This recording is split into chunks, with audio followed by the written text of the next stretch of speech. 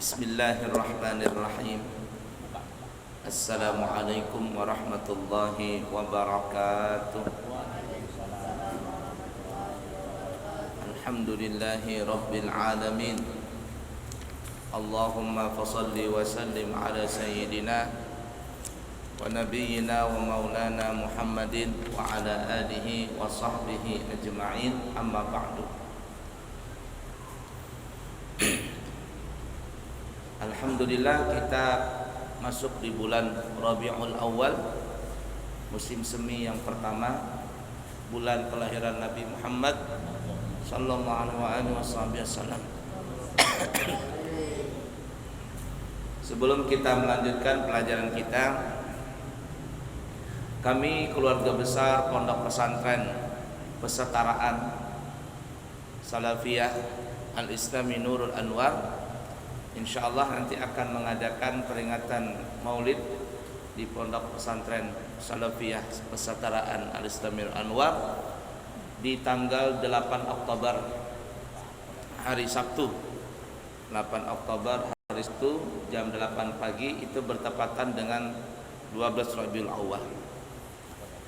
Kami keluarga besar Pondok Pesantren mengundang kepada seluruh jamaah agar bisa beramai-ramai hadir di pesantren kami, pesantren kita semua, untuk memperingati acara tersebut. Dan insya Allah nanti kita juga bersyukur dengan nikmat Allah, dan nanti ada pembagian door prize apa maksudnya? Door prize nanti ada supaya meriah. Karena kalau berbagi berabutan khawatir nanti ada yang saling dorong-mendorong dan sebagainya. Jadi kita ada berbagi snack ya, kemudian ada door prize insyaallah. Mudah-mudahan bisa ada door prize, nanti ada sarung, ada baju, ada cincin. Ya, macam-macam nanti. Beskom, ember, macam-macam. Siapa tahu ya, mudah-mudahan bisa hadir semuanya. Dan insyaallah nanti tanggal 8 Oktober 12 Rabiul Awal, ba'da zuhurnya nanti ulun mengantar bini berdahulu ke Jakarta, karena rumah bini di Depok, Jakarta ya, masuk Cimanggis. Karena nanti tanggal 10-nya ulun berangkat juga, pian berdahulu umrah. Oh, tanggal 6 ulun berangkat nanti insyaallah tanggal 10 Oktober, tapi ke Turki dulu. Ulun bawa rombongan, ulun ke Turki dulu kurang lebih atau 4-5 hari, hanya nanti ke Saudi kembali insyaallah tanggal 23 Oktober. Kemarin itu teman kami ada berapa tuh? Iya, alhamdulillah. Ikut Nah, ya alhamdulillah, nanti insyaallah kedepannya juga ulun di pesantren akan membuka travel. Jadi siapa tahu ada yang kedepannya mau ke luar negeri, mau ke Turki atau mau ke Mesir, mau ke Aqsa atau mau kemana, insyaallah kita nanti ada hubungan travel ya kedepannya insyaallah. Cuman itu program kita di Pondok Pesantren. Mudah-mudahan nanti tanggal 8 Oktober hari Sabtu jam 8 pagi kita bisa bersama-sama hadir di peringatan Maulid di pesantren. Bismillahirrahmanirrahim. Qala al-muallifu al-imam Abu Zakaria Yahya bin Sharaf An-Nawawi Asy-Syafi'i Al-Asy'ari radhiyallahu ta'ala anhu fi kitabih Riyadhus Shalihin rahimahullahu ta'ala wa nafa'na bihi wa bi'ulumihi fid din wad dunya wal akhirah. Baik, kita masih membahas hadis yang kelima ya, maksudnya sekarang kita akan bahas hadis yang kelima terkait tentang bab tafakkur. Bab tafakkur dengan ciptaan Allah. Baik, kita baca sama-sama. Hadis yang kelima. An Anasin radhiyallahu taala anhu anna Rasulullah sallallahu alaihi wasallam akhadha sayfan yauma Uhudin faqala man ya'khudhu minni hadha fabasatu aydiyahum kullu insanin minhum yaqulu ana qala faman ya'khudhu bihaqqihi fa ahjamal qaumu faqala Abu Dujanata radhiyallahu taala anhu ana akhudhuhu bihaqqihi fa akhadahu fa falaqa bihi hamal musyrikina. Rawahu Muslim. Dari Sayyidina Anas radhiyallahu taala anhu, beliau berkata, sesungguhnya Rasulullah sallallahu alaihi wasallam bersabda pada perang Uhud, mengambil pedang seraya berkata, siapakah yang mau menerima pedang ini, maka setiap orang mengulurkan tangannya sambil berkata, saya ya Rasulullah, saya ya Rasulullah. Beliau bersabda lagi, siapa yang mau mengambilnya dengan penuh tanggung jawab, maka semua orang terdiam. Kemudian Abu Dujanah berkata, saya akan menerimanya dengan penuh tanggung jawab. Maka pedang itu diberikan kepada Abu Dujanah. Kemudian ia mempergunakannya untuk memenggal leher orang-orang musyrik.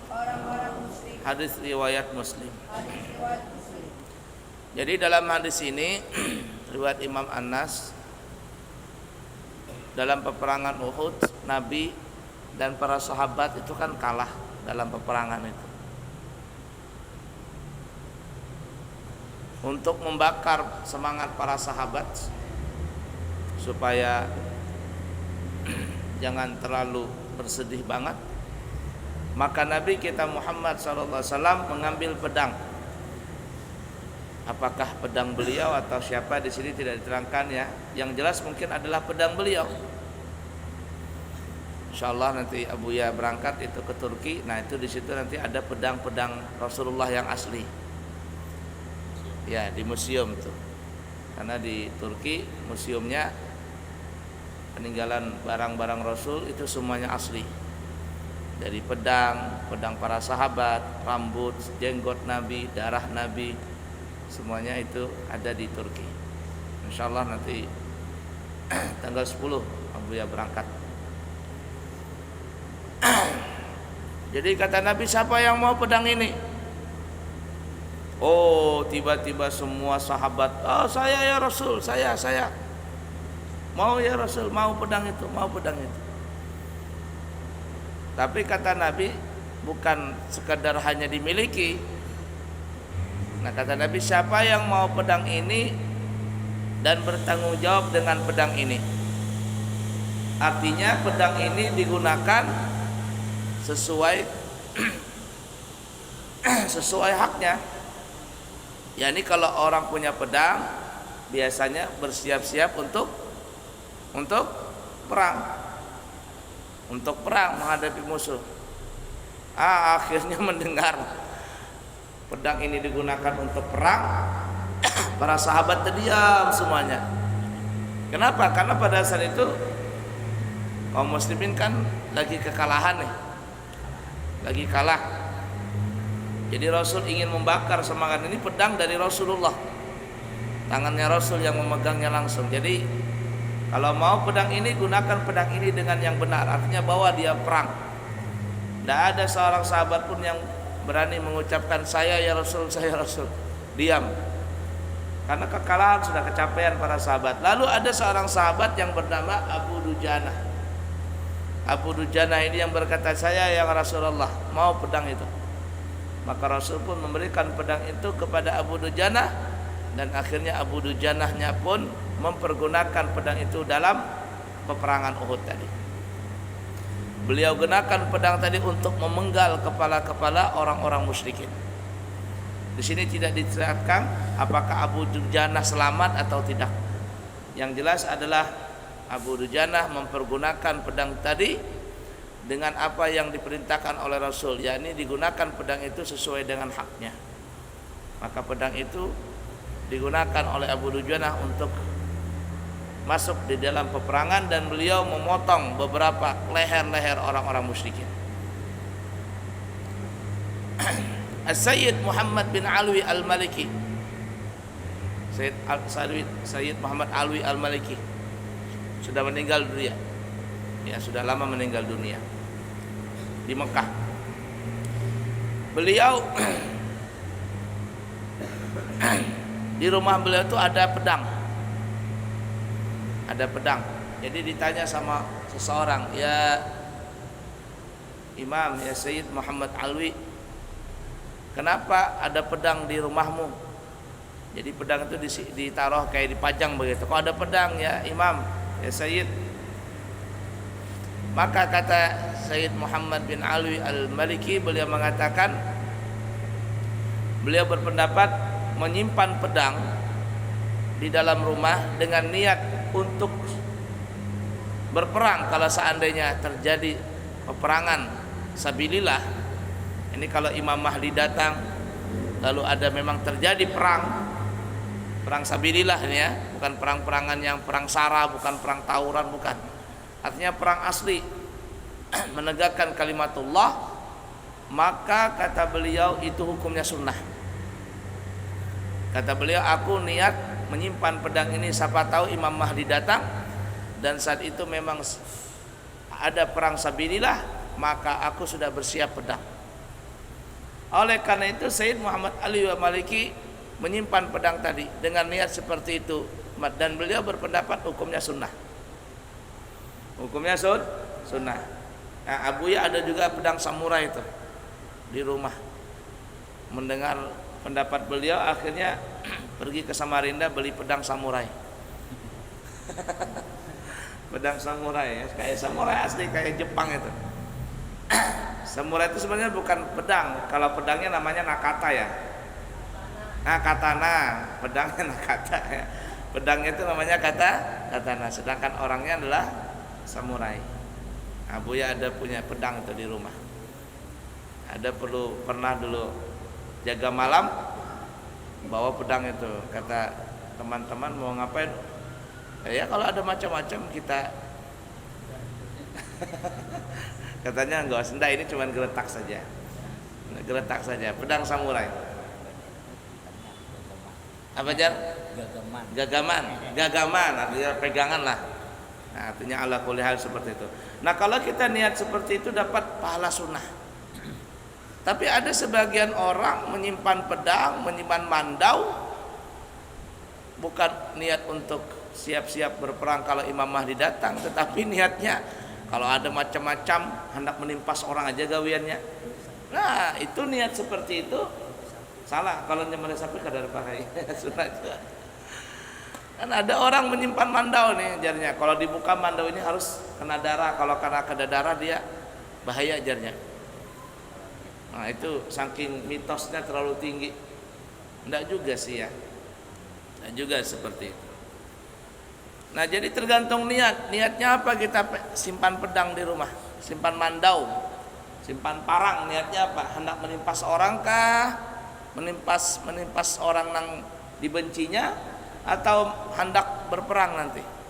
Kalau niatnya hanya menimpas orang, ya nih hendak berjaga-jaga saja nih, maka ketika dia menyimpan, dosa terus mengalir kepada dia, dosa yang mengalir. Kenapa? Karena dia niatnya untuk bergagah-gagahan. Tapi kalau niatnya menyimpan mandau, pedang dan sebagainya, seperti halnya niatnya Said Muhammad Alwi Al-Maliki, ini kalau datanglah Imam Mahdi dan memang ada difatwakan perang sabilillah, maka beliau sudah bersiap pedang. Nah, selama kita seperti itu niatnya, dapat pahala kita. Nah, jadi tergantung kemana kita niat kita tadi. Nggih, nah itu. Ala kulli hal. Dulu Abu Yasarwani waktu tahun bahari lah, tahun 90-an itu. Waktu 90-an, tahun 80-an, tahun 90-an, Ban masih banyak hutan di sini. Ya, banyak orang jahat tuh masih banyak. Ya, jadi beliau tuh bertongkat. Jadi kalau beliau bawa mobil gitu kan ya, beliau bertongkat. Jadi tongkatnya ini pernah Abu yang masih kecil dilihatin sama Abu Sarwani, terbuka ini ada pedangnya di dalam. Di dalam tongkat itu ada pedangnya. Itu ada seperti itu. Nah, pas Abu ya jalan-jalan ke Samarinda mencari tongkat, mencari apa itu, sekalinya ditawarin sama bubuhan Samarinda itu, nang penjual tongkat, tak hendak kapian nih tongkat nah berpedang ini. Jadi Abu ya ini kada melengket dia, kada melengket, kada berkuncian, jadi cuman berlepasan gitu aja. Nah, jar ulun gurai ini kalau ketahuan polisi nanti kita nambah masalah. Kita nambah masalah. Nah, ada yang merasuk tapi kada berkuncian, maunya kan berasuk dikunci, nah tak berkunci gitu, nah jadi kada bergerak dia, jadi bergerak. Tapi ala kulli hal untuk zaman sekarang tidak usahlah yang seperti itu. Insyaallah aman-aman saja itu. Kalau orang yang khawatir, ya memang ada khawatir seperti itu. Kalau zaman bahari Abu Yasarwani seperti itu karena memang rawan waktu itu di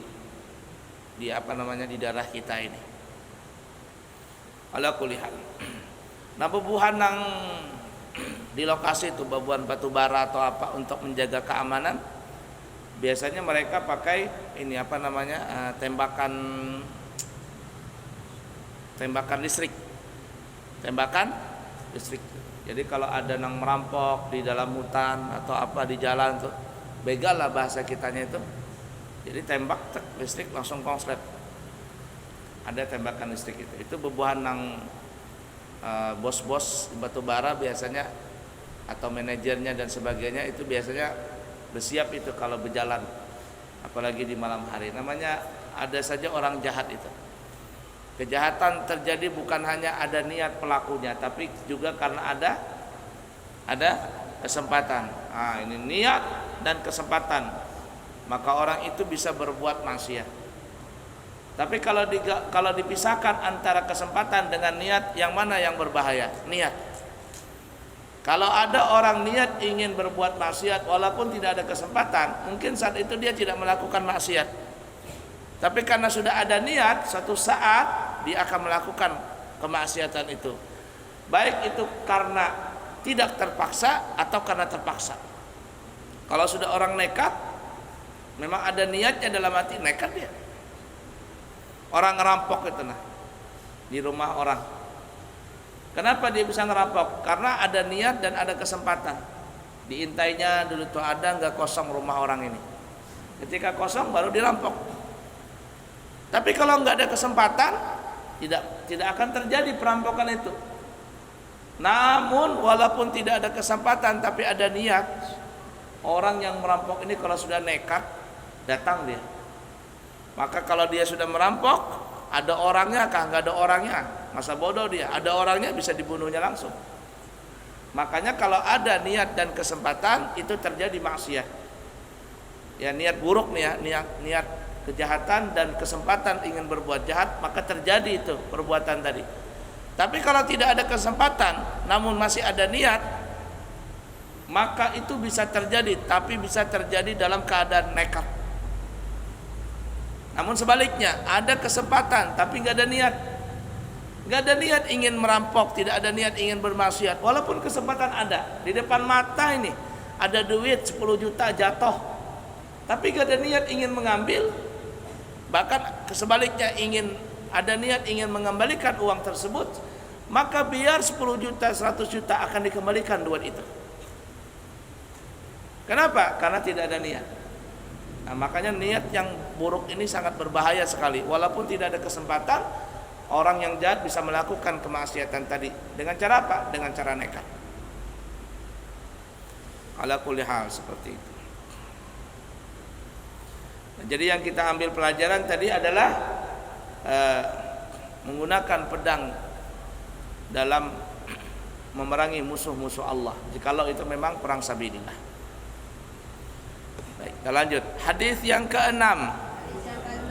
Ani Zubairi ibni Adiyin qala ataina Anas bin Malikin radhiyallahu ta'ala anhu fashakawna ilaihi ma nalqa minal hajjaji faqala isbiru fa innahu la ya'ti zamanun illa walladhi ba'dahu syarrun minhu hatta talqaw rabbakum sami'tuhu min nabiyyikum sallallahu alaihi wasallam. Rawahul Bukhari.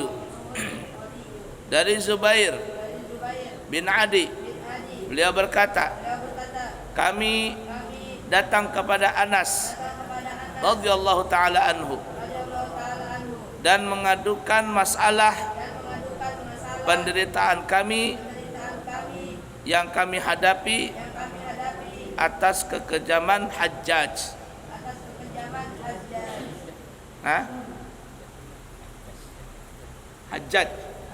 Hajjaj itu raja, nama orang. Nanti ulun terangkan, bukan hujat, Hajjaj. Kemudian Anas menjawab, sabarlah kamu sekalian, sesungguhnya nanti akan datang suatu masa di mana penderitaan lebih berat lagi, sehingga kalian bertemu dengan Tuhan kalian, sehingga kalian meninggal dunia. Aku mendengar yang demikian itu dari Nabi Muhammad sallallahu alaihi wasallam. Jadi Zubair bin Adi dan yang lainnya pernah datang kepada sahabat yang bernama Anas bin Malik, mengadukan perihal keadaan kaum muslimin pada saat itu, yang saat itu dipimpin oleh Hajjaj. Hajjaj ini yang membunuh Sayyidina Husain dengan tentaranya, ya, Hajjaj bin Muawiyah.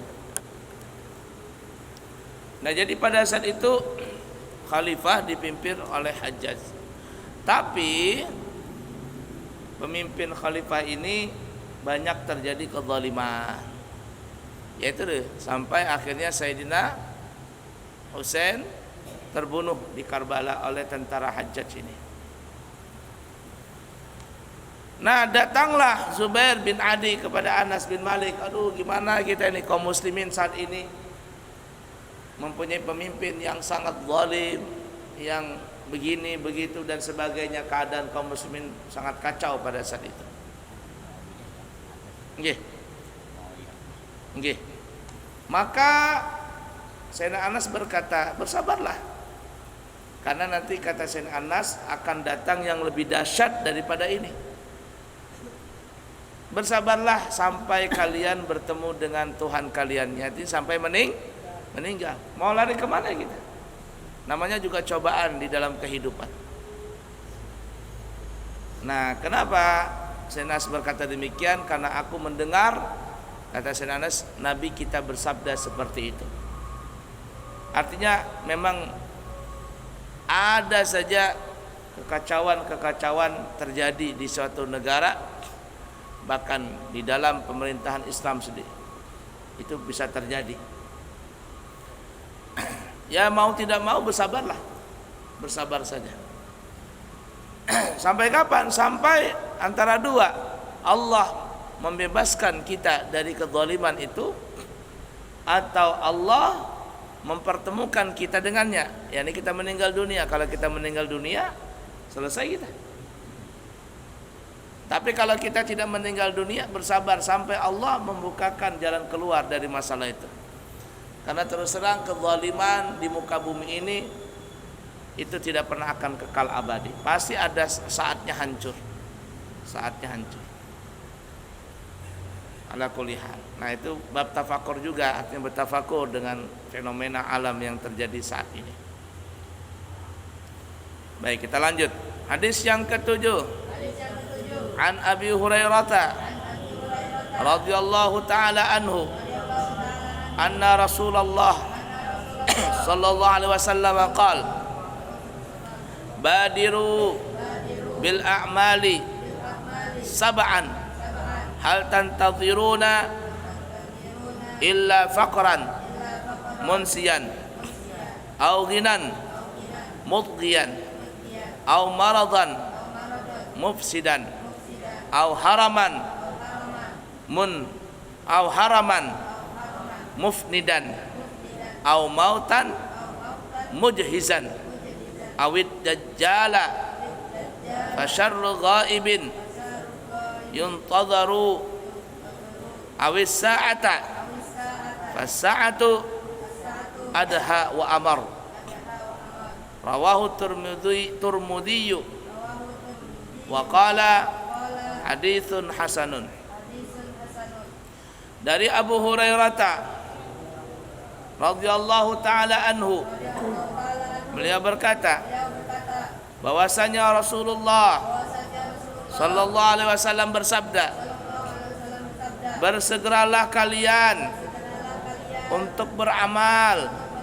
Ini beramal baik nih ya, sebelum datang 7 perkara. Nah ini, jadi segera beramal, jangan nunggu-nunggu. Kalau datang yang 7 perkara ini, selesai kita, susah untuk beribadah. Apa itu? Nah, apakah yang kamu nantikan? Kecuali kemiskinan yang dapat melupakan. Nah, 1 miskin. Jadi kalau berisi harta, jangan nunggu miskin, hanya bersedekah. Numpung kaya. Kemudian kekayaan yang dapat menimbulkan kesombongan. Nah, biasanya orang kaya timbul sombong. Hati-hati, pada saat kaya bersegera bersedekah.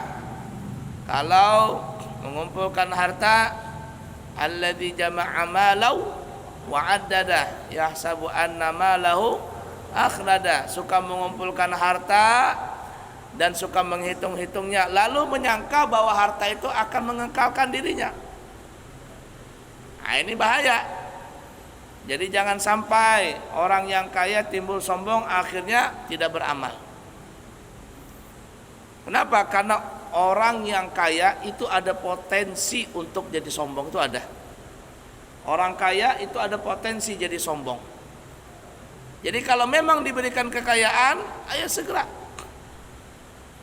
untuk beramal. Lanjut, sakit yang dapat mengendorkan. Nah, yang ketiga sakit. Jadi jangan sampai nunggu sakit. Kalau lagi sehat, ibadah. Lagi sehat, salat. Lagi sehat, puasa. Nanti kalau sudah sakit, tidak bisa lagi. Sakit apa? Asam urat, tidak bisa ke masjid. Selesai sudah. Kemarin memang nggak ke masjid, lalu dicoba dengan cobaan penyakit, tambah nyai malas, betubi-tubi malasnya. Jadi jangan nunggu sakit, ibadah. Dan enaknya ya, kalau seandainya kita sudah biasa ibadah waktu sehat, kita memang biasa datang ke masjid, biasa salat berjamaah waktu sehat, lalu tiba-tiba kita sakit dan menyebabkan kita tidak bisa datang salat berjamaah, tidak menyebabkan kita tidak bisa datang ke masjid. Enaknya Allah itu Maha Pemurah.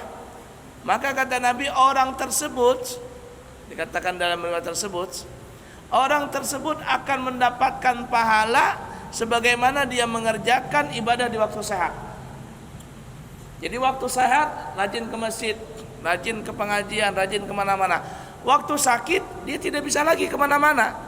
Dan Nabi, orang yang seperti itu tetap dihitung hadir salat berjamaah, hadir di dalam majelis taklim, hadir di dalam menuju ke masjid. Kenapa? Karena habasahul marad, karena orang ini tertahan disebabkan sakit. Tapi kalau sebaliknya, memang dari awal orang itu tidak kemana ke masjid, dari awal orang itu nggak mau salat berjamaah, tiba-tiba sakit, apa yang terjadi? Ada dapat pahala dari sakitnya? Enggak. Kenapa? Karena memang sebelumnya tidak beribadah. Jadi ya sakit aja begitu. Deritanya dia sudah menerima sakit tadi. Ala kulli hal. Nah, jadi jangan nunggu sakit baru beribadah. Kemudian yang berapa? Yang keempatnya, mati yang dapat menyudahkan segala-galanya.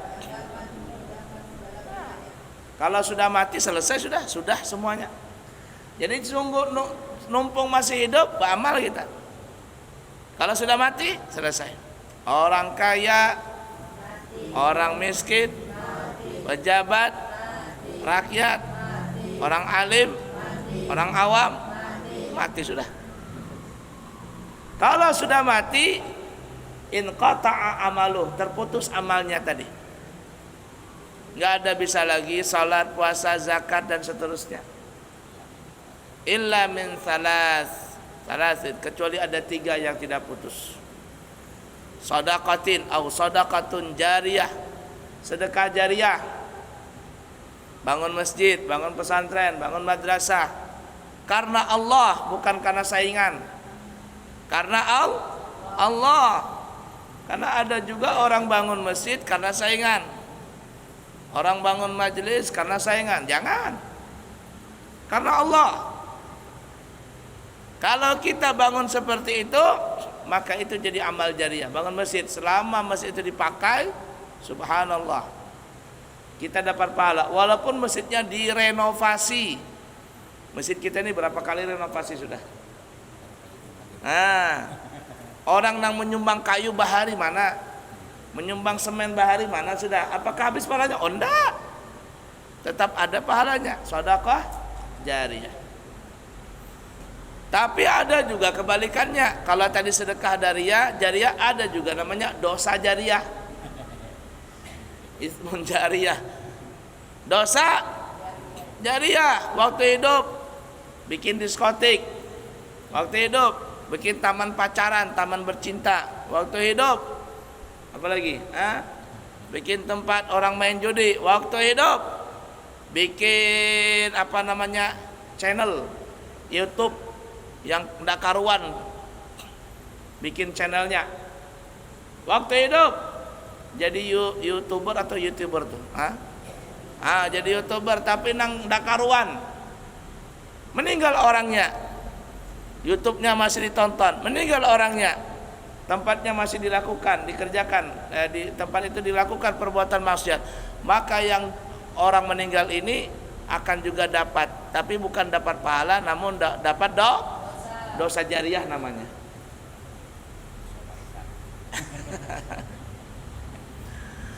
Au ilmin yuntafa'u bih, atau yang kedua yang tidak putus, ilmu bermanfaat.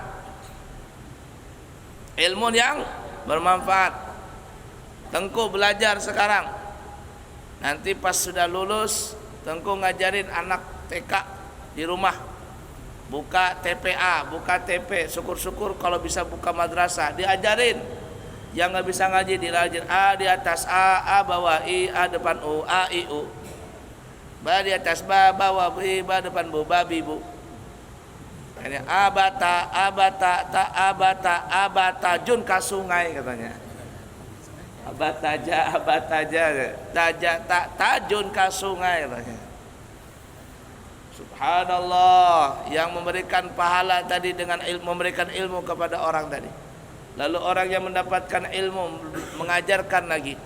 Orang yang mengajarkan ilmu pertama tadi akan dapat pahala. Makanya sebenarnya kalau kita mau hakikatnya, bukan guru yang memberikan syafaat kepada murid, tapi murid yang memberikan syafaat kepada guru. Begitu banyak hebatnya guru punya ilmu, belajar kemana-mana, tapi kalau ilmunya tidak dia bagi kepada murid-muridnya, disimpan ilmu itu, apa yang terjadi? Tidak dapat pahala dari ilmu tadi. Tapi kalau dia punya ilmu, dia bagikan, punya murid, ada 100, 200 orang, 1000 orang, 2000 orang, maka sang guru hakikatnya dia akan mendapatkan pahala banyak dari murid-murid yang diajarkan. Lihatin saja di mana-mana ulama-ulama itu, mereka kepingin punya murid banyak, kepingin punya murid banyak. Tapi kalau muridnya sudah membangkang, wah ini bahaya ini. Daripada mengacaukan yang lain, lebih baik dikeluarkan kuman ini. Keluarkan kuman tadi. Kamu cari yang cocok dengan selera gurumu. Ya cari guru yang selera denganmu. Yang gurunya perokok juga ikutin. Yang gurunya tidak rajin sholat ikutin begitu, ikutin. Kalau di sini nggak ada. Nah jadi bangga guru itu punya murid banyak. Kenapa? Karena hakikatnya di akhirat guru akan mendapatkan pahala besar dari murid-murid yang dia telah ajarkan. Waladun salih yad'ulah, atau anak tapi syaratnya ada 2. Anak yang saleh yang mendoakan kedua orang tuanya. Ada orang punya anak saleh, rajin salat, rajin puasa, rajin mengaji, tapi pahamnya paham salafi. Artinya tidak mau mendoakan orang tuanya, tidak mau bertahlilan, tidak mau berziarah, amal orang hidup tidak sampai kepada orang mati. Apa yang terjadi? Manfaat anak itu buat orangnya tidak sempurna. Atau sebaliknya, ada orang punya anak, tidak salat, tidak puasa, nakal anaknya, tapi nggak pernah lupa bahaulan. Ketika haulan, abahku bahaulan, baulah haulan, mengundang guru berselamatan di rumah. Tapi nang buah baulah haulan ini kada sholat. Ada nggak manusia seperti itu? Ada. Bagaimana ini? Kurang manfaatnya orang tua tadi. Makanya Nabi mengatakan syarat anak supaya dapat amal jariah, orang tua dapat amal jariah dari anak tadi apa?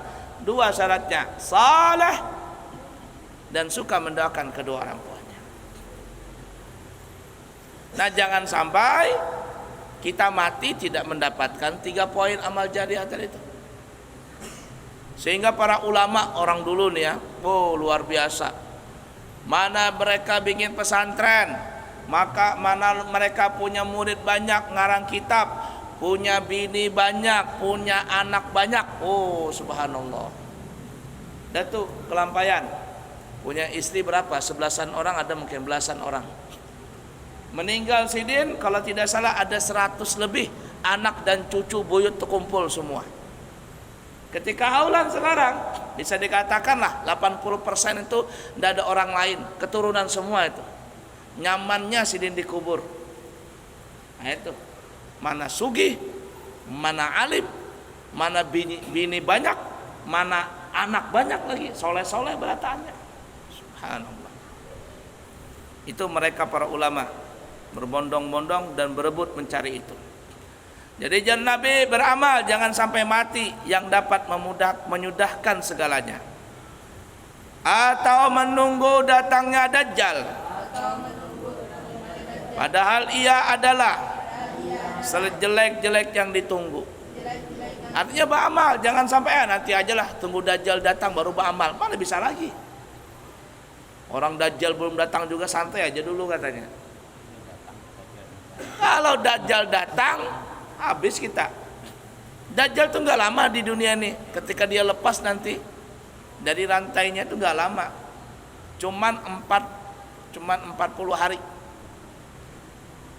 Cuman sehari pertama sama dengan 1 tahun. Hari kedua sama dengan 1 bulan. Hari ketiga sama dengan seminggu. Hari keempat baru normal. Jadi totalnya itu 1 tahun 360 hari ditambah 30 hari ditambah 7 hari ditambah berapa itu? 36 hari, totalnya adalah 434 hari di dunia ini. Cuman kacau dunia, banyu kadada, minyak kadada, haru-hara manusia.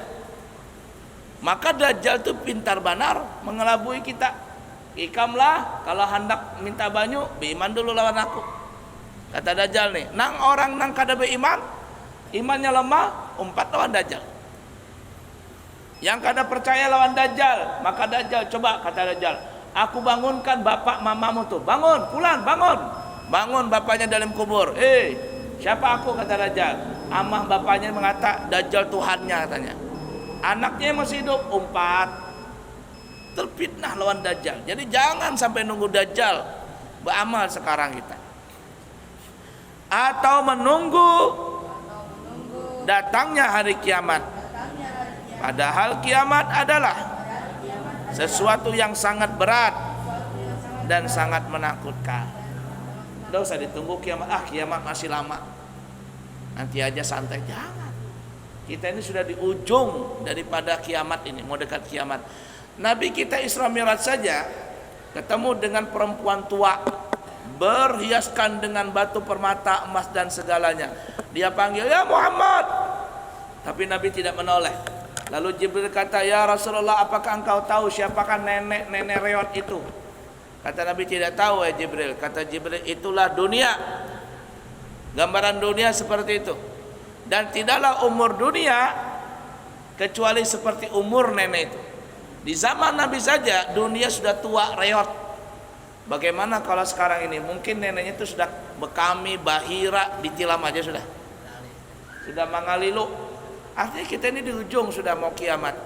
Jadi kalau kita berlambat-lambat tidak mau beribadah, tidak mencari pahala, baik pahala jangka pendek apalagi pahala jangka panjang, ada mau bersedekah amal jariah, duit disimpan melulu, ilmu kada dibagi-bagi, disimpan terus. Anak dibikin kacau, ya, disekolahkan ke sana, sekolahkan ke sini, kada baik-baik sama sekali. Rugilah kita, karena kita ini sudah ada di ujung daripada akhir dunia ini.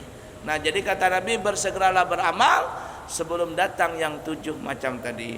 Semoga Allah Subhanahu wa taala mengampuni segala dosa kita, menerima segala amal ibadah kita. Allah maafkan kalau ada kesalahan dari ibadah tadi. Semoga Allah selamatkan kita dari dunia sampai ke negeri akhirat, masuk surga tanpa hisab, mendapat syafaat Nabi Muhammad SAW, dan bertetangga dengan Nabi kita Muhammad SAW di dalam surganya Allah. Amin ya rabbal alamin. Subhanakallahumma wa bihamdika asyhadu an la ilaha illa anta astaghfiruka wa atubu ilaik. Wa akhiru kalam, assalamualaikum warahmatullahi wabarakatuh.